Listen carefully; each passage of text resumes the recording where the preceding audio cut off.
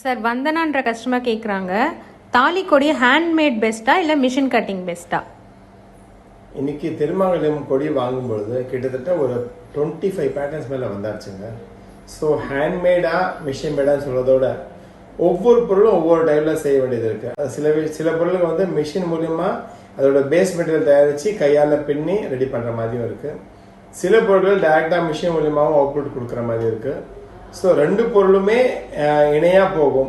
இதுவா அதுவான்னு சொல்றதோட நமக்கு எந்த டிசைன் பிடிக்குமோ அந்த டிசைன் நீங்க கடைக்காரர் கேட்கலாம், டியூரபிளான்னு கேட்டுட்டு அதிகமா பார்வை இருக்கிற நகைகளை நம்ம டெய்லி வேருக்கு அவாய்ட் பண்ணலாம். கெட்டியா இருக்கிற நகைகளை நம்ம டெய்லி வேர் பண்ணா எந்த ஆபத்தும் கிடையாதுங்க.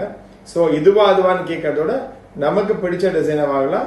கூடுமான அளவுக்கு ஹேண்ட்மேட் ஜுவல்லரிக்கு வந்து லைஃப் நல்லா இருக்கும், ஆனா வெயிட் கொஞ்சம் ஜாஸ்தியா இருக்கும். மிஷின் ஜுவல்லரி வந்து கொஞ்சம் லைஃப் கம்மியா இருந்தாலும் லைட் வெயிட்டா கிடைக்கும். ஸோ லைட் வெயிட்டும் இருக்கணும், ஹெவியா இருக்கணும். ஸோ கலந்து பார்த்து நீங்க மாடல்களை பார்த்துட்டு டிசைனர் பார்த்து சூஸ் பண்ணலாம். ஸோ இதுவா அதுவான்னு என்னால் பதில் சொல்ல முடியாது. தேவைக்கேற்ப நம்ம ரெண்டு பொருளையும் வாங்கலாங்க. தேங்க்யூ.